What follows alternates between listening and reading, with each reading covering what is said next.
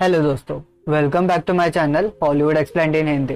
दोस्तों, आज हम 2021 की आज ही नेटफ्लिक्स पर रिलीज हुई मूवी द गिल्टी को हिंदी में एक्सप्लेन करेंगे, जिसकी IMDb रेटिंग है 6.2 स्टार आउट ऑफ 10 और इसके स्टार्स है जैक गैलेनहल, क्रिस्टिना विदाल और पॉल डानो। और मूवी को डायरेक्ट किया है एंटोन फुकुआ ने, जिन्होंने इससे पहले Olympus has fallen, the equaliser part 1 और 2 और साउथपॉ जैसी फिल्मों को भी डायरेक्ट किया है। दोस्तों, ये मूवी 2018 के सेम नाम के डैनिश मूवी के ऊपर आधारित है। तो चलिए दोस्तों, विदाउट वेस्टिंग मच टाइम हम अपने वीडियो को शुरू करते हैं। कहानी की शुरुआत होती है एक रेडियो इमरजेंसी मैसेज से, जिसे हमें पता चलता है कि लॉस एंजलिस रीजन के हॉलीवुड हिल्स के जंगल में आग लगी है, जिससे पूरे आसमान में स्मॉग की हवा फैल गई है। अब सीन शिफ्ट होता है हमारे प्रोटैगनिस्ट जो बेलर के ऊपर, जो एक LAPD ऑफिसर है और वाइल्ड फायर के कॉल से बहुत ज्यादा परेशान हो गया है। एक्चुअली 8 महीने पहले हुए एक हादसे की वजह से जो का डिमोशन हो गया है और केस का रिजल्ट आने तक उसे 911 के कॉल सेंटर पे काम करना पड़ रहा है। जो अब फ्रेश होके फिर से अपने डेस्क पर लौटता है, यहाँ उसे पहला इमरजेंसी कॉल आता है, जो कि ड्रू नैश नाम के आदमी का था, जिसने नशा किया होता है और वो अब सांस भी नहीं ले पा रहा था। अब उसका एड्रेस पूछने पर ड्रू कॉल कट कर देता है। तभी जो को एक कैथरीन हार्बर नाम के LA टाइम्स की जर्नलिस्ट का कॉल आता है, जो उसे उसके केस के बारे में क्वेश्चंस करने लगती है। एक्चुअली वो जो के केस के बारे में अपने न्यूज़पेपर में लिखना चाहती है, पर तभी जो की बॉस उसे काम के दौरान पर्सनल कॉल अटेंड करने से डांटती है, जिससे उसे कॉल कट करना पड़ता है। अब उसे नेक्स्ट कॉल आता है किसी मैथ्यू नाम के आदमी का, जो कि गवर्नर का पर्सनल फ्रेंड होता है, जिसे एक लेडी ने चाकू दिखाकर लूटा है। अब वो उसकी रिपोर्ट LAPD ऑफिसर मिलर से करता है। अब जो की नजर अपने मोबाइल के वॉलपेपर पर पड़ती है, जो कि उसी की बेटी पेज का होता है। अब जो उसे बात करने के लिए अपनी वाइफ को कॉल भी करता है, पर वो कॉल नहीं उठाती। अब जो को एक कॉल आता है, जो कि किसी एमिली नाम की लेडी का है। एक्चुअली एमिली यहाँ ऐसा प्रिटेंड करती है कि वो अपने बच्चे से बात कर रही है, जिससे वो स्वीटी कहकर बात कर रही होती है, जिसे सुनकर जो पहले उसका कॉल कट करने वाला होता है, पर एमिली की घबराई हुई आवाज सुनकर वो एमिली से कुछ क्वेश्चंस पूछता है, जिससे वो उसकी हेल्प कर सके। अब वो एमिली को सिर्फ हाँ या ना में ही आंसर देने को कहता है, जिससे उसे पता चलता है कि एमिली को किसी ने किडनैप किया है। बातों बातों में जो पता कर लेता है कि एमिली को किडनैपर I-10 हाईवे से कैलिफोर्निया से ईस्ट की तरफ ले जा रहा है। जो अब एमिली के कॉल को होल्ड पे डाल के कैलिफोर्निया हाईवे पेट्रोल टीम से कनेक्ट करता है। अब वो पेट्रोल टीम को बताता है जैसे ही उनकी कार एमिली के पास से गुजरेगी तो वो जो को बता देगी, और जो उन्हें यहाँ हम किडनैपर की आवाज भी सुन पाते हैं। अब एमिली कुछ और बोल पाती उससे पहले उसे कॉल कट करना पड़ता है, पर कॉल कट करने से पहले जो एमिली से पता कर लेता है कि किडनैपर उसे एक व्हाइट कलर की वैन में ले जा रहा है। जो अब CHP के ऑफिसर को कॉल लगाता है, जहां वो ऑफिसर एक वैन को रुका के चेक भी करता है, पर वो गलत वैन होती है। अब वो ऑफिसर जो को बिना गाड़ी नंबर के उसे ढूंढना मुश्किल है ये बताता है। अब जो डेटाबेस में एमिली लाइटन नाम के लेडी के बारे में सर्च करता है, जिससे उसे एमिली के घर का नंबर और एड्रेस मिल जाता है। उस नंबर पे कॉल करने पर कॉल एमिली की 6 साल की बेटी उठाती है, जहां वो बताती है कि घर में उसके साथ उसका छोटा भाई ओलिवर है और वो सो रहा है। यहाँ जो को एबी से पता चलता है कि एमिली को उसका एक्स हस्बैंड हेनरी फिशर ले गया है। यहाँ जो को एबी से हेनरी का नंबर भी मिलता है, जिसकी हेल्प से जो हेनरी के वैन का नंबर पता कर लेता है। जो अब एबी को बताता है कि कुछ ऑफिसर उसकी देखभाल करने के लिए वो भेज रहा है। अब वो वैन का प्लेट नंबर CHP को दे देता है और एक अलग रूम में जाकर अपनी ID लॉगिन करता है। ऑफिसर मिलर को कॉल कनेक्ट करता है, जो अब उसे एक यूनिट एमिली के घर पर एबी और उसके छोटे भाई के लिए तो दूसरा यूनिट हेनरी के घर की तलाशी लेने के लिए भेजने को कहता है, जिसे मिलर एक यूनिट तो एमिली के घर पर भेजने को रेडी हो जाता है, पर वो हेनरी के घर की तलाशी लेने किसी को नहीं भेजने वाला था, क्योंकि इनके पास कोई भी वारंट नहीं था। वो जो को ये भी कहता है कि कल उसे कोर्ट में जाना है, सो उसे किसी भी चीज में नहीं पड़ना चाहिए। अब जो को उसकी वाइफ जेस का कॉल भी आता है, जहाँ हमें पता चलता है कि रात के 2 बजे है और जो और उसकी वाइफ 6 महीने से सेपरेट हो चुके हैं। जो अब अपनी वाइफ को कल कोर्ट में आने को भी कहता है, पर वो सीधा मना कर देती है। अब परेशान जो हेनरी को कॉल करता है, जहाँ उसके वाइफ के बारे में पूछने पर हेनरी कहता है कि वो दोनों सेपरेट हो चुके हैं। अब जो हेनरी को बताता है कि उसे पता है एमिली उसी के साथ है। यहाँ हेनरी कोई जवाब तो नहीं देता, पर जो से हमें पता चलता है कि हेनरी पहले भी 1 साल के लिए जेल जा चुका है।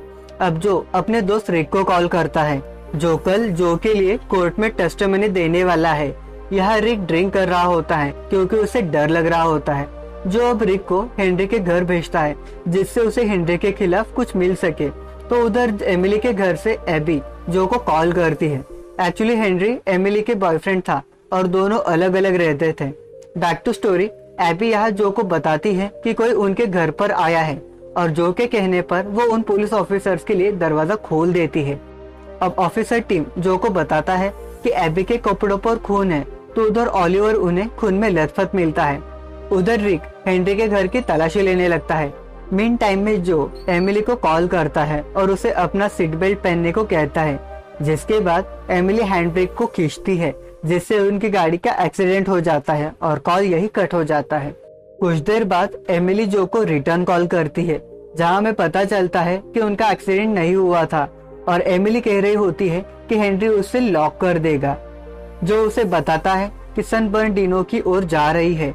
अब जो एमिली को होल्ड पे डालकर कैलिफोर्निया हाईवे पेट्रोल टीम को कॉल करता है और उन्हें बताता है कि हेनरी एमिली को सन बर्नार्डिनो की ओर ले जा रहा है, पर बेटर लोकेशन पता न होने की वजह से कैलिफोर्निया हाईवे पेट्रोल टीम कोई भी एक्शन लेने से मना कर देती है। बैक टू स्टोरी, एमिली उसे बताती है कि हेनरी ने उसे गाड़ी के पिछले हिस्से में बंद कर दिया है, जहां पूरा अंधेरा है। जो अब एमिली को उसके मोबाइल के फ्लैशलाइट से हेनरी से खुद को बचाने के लिए कुछ चीज ढूंढने को कहता है, जहां एमिली को एक ईंट मिल जाती है। जो अब एमिली को कहता है कि जब गाड़ी रुकेगी और हेनरी उसे उसकी गाड़ी से उतारेगा, तो उसी ईंट से उसके सर पर जोर से मारना है और उसका चाकू लेना है और जो को कॉल करना है, जिससे वो उसके लिए हेल्प भेज पाएगा। यहाँ एमिली काफी डरी हुई थी, तो उसे शांत कराने के लिए डीप ब्रेथ लेने को जो उसे कहता है और कुछ क्वेश्चंस पूछता है, जिससे उसका ध्यान भटक सके। जो के पूछने पर कि फ्री टाइम में उसे क्या करना पसंद है, जिस पर एमिली बताती है उसे एबी और ओलिवर के साथ एक्वेरियम में जाना पसंद है, जहां उसे बहुत सुकून मिलता है। अब उसे किसी दिन उसके साथ एक्वेरियम आने को वो पूछती है, जिस पर जो हाँ बोलता है। उधर हेनरी गाड़ी रोक देता है, जहां जो उसे याद दिलाता है कि उसे अब हेनरी के सर पर ईंट मारनी है। पर अब वियर्डली एमिली अब ओलिवर के बारे में बात करने लगती है कि वो रो भी नहीं रहा है। अब जो के डिटेल में पूछने पर मूवी का ट्विस्ट रिवील होता है। एमिली बताती है कि ओलिवर बहुत पेन में था क्योंकि उसके पेट में एक सांप था, जिसकी वजह से वो बहुत पेन में था और रो रहा था, पर उसने उस सांप को अब ओलिवर के पेट से निकाल दिया है, जिसके बाद से वो अब ठीक है और रो भी नहीं रहा है। और वो अब जो को ही पूछने लगती है कि ओलिवर ठीक तो है ना। यहाँ हम जो की आंखों में गिल्ट भी देखते हैं कि थ्रू आउट वो हेनरी को ही गलत समझ रहा था, जबकि वो तो विक्टिम था। अब हम एमिली की आवाज को सुनते हैं कि प्लीज मुझे लॉक मत करो, और कॉल यही कट हो जाती है। उधर जो को अब उसके दोस्त रिक का कॉल आता है, जो कि हेनरी के घर पर था, और यहाँ मूवी का सेकंड प्लॉट रिवील होता है। हेनरी के घर में बहुत से लेटर पड़े होते हैं जो कुछ लॉयर से आए होते हैं, जिसमें लिखा होता है कि उसने एबी और ओलिवर से मिलने के राइट्स खो दिए हैं क्योंकि उसे 1 साल की जेल भी हुई थी। और मोस्ट इम्पोर्टेंटली हेनरी एमिली को लेकर सन बर्नार्डिनो क्यों जा रहा है, उसका रीजन भी उसे पता चल जाता है। एक्चुअली रिक को हेनरी के घर में लॉयर के लेटर्स के अलावा पैटर्न स्टेट हॉस्पिटल के अनपेड बिल्स भी मिलते हैं, जहां एमिली पेशेंट थी। यह हॉस्पिटल एक साइकेट्रिक ट्रीटमेंट सेंटर है। जो अब पैटर्न स्टेट साइकेट्रिक सेंटर में कॉल लगाता है, जहां उसकी बात सीधे हेनरी से होती है, जहां उसे पता चलता है कि एमिली हेनरी को ईंट मारकर वहां से कहीं भाग गई है, जहां हेनरी अपने ओलिवर को लेकर रो रहा होता है। हेनरी जो को बताता है कि लास्ट नवंबर में उसके पैसे खत्म हो गए थे, जिस वजह से वो एमिली की ट्रीटमेंट नहीं कर पाया और बिना मेड्स के उसे घर ले आया। उसे लगा कि वो किसी को नुकसान नहीं पहुंचाएगी। यहाँ एमिली को पता भी नहीं था कि उसने क्या किया है, और उसे लग रहा था कि उसने ओलिवर की तो हेल्प की है। यहाँ जो काफी फ्रस्ट्रेट हो जाता है। तब एक एग्जीक्यूटिव को एमिली का कॉल आता है, जिसे वो ट्रांसफर करता है जो को। जहां एमिली रिवील करती है कि वो एबी और ओलिवर के पास जा रही है, जिन्हें लेकर वो एक्वेरियम जाएगी। एमिली के हाथों और कपड़ों पर खून था, जिसे देखकर वो रोने लगती है, क्योंकि उसे लग रहा था कि ये खून ओलिवर या फिर हेनरी का हो सकता है, जो अब अपने कलीग को कैलिफोर्निया हाईवे पेट्रोल टीम को कॉल करके एमिली को पकड़ने को कहता है। उधर एमिली काफी टेंस थी और वो आउट ऑफ कंट्रोल होती जा रही थी। अब अपने गिल्ट में जो कन्फेस करता है कि उसने एक 19 साल के लड़के को 8 महीने पहले मार डाला था, जिसका नाम जोसेफ था, क्योंकि वो काफी गुस्सा था और उसे वो पनिश करना चाहता था। जो कहता है कि एबी को उसकी जरूरत है, अब जो कैलिफोर्निया हाईवे पेट्रोल टीम को कॉल करता है, जहां ऑफिसर बताता है कि उन्होंने एमिली को पकड़ लिया है। तभी जो की बॉस उसके पास आती है और बताती है कि ऑफिसर टीम जो के कहने पर एबी के घर गया था, उसने जो के लिए एक मैसेज दिया है कि ओलिवर जिंदा है और सेंट हेलेंस हॉस्पिटल में आईसीयू में है। अब जो थोड़ा फ्रेश होने के लिए वॉशरूम में जाता है और ये वही मूवी का ओपनिंग सीन था। अब जो अपने गिल्ट में अपना फोन निकालता है, जहाँ वो अपनी बेटी को इमोशनली देखता है और रिक को वहाँ से वो कॉल करता है। रिक अभी भी हेनरी के घर के बाहर अपनी कार में ही होता है, क्योंकि अगर जो को उसकी मदद की जरूरत पड़े तो वो उसे कर सके। जो कि रिक को घर जाने के लिए कहने पर रिक कहता है कि वो स्टेशन में ही शॉवर लेगा और सीधा कोर्ट जाएगा, जिसपे जो रोने लगता है और रिक को आज कोर्ट में सब सच्चाई बताने को कहता है कि उसी ने उस बच्चे को मारा है।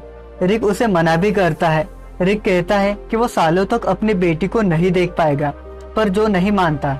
अब जो एलए टाइम्स की कैथरीन हार्बर को कॉल करके सारी सच्चाई बता देता है और ये मूवी यही खत्म हो जाती है। दोस्तों, आपको हमारा ये वीडियो कैसा लगा प्लीज हमें कमेंट करके जरूर बताएं, जिससे हम आपके लिए ऐसी नई नई मूवीज ला सके।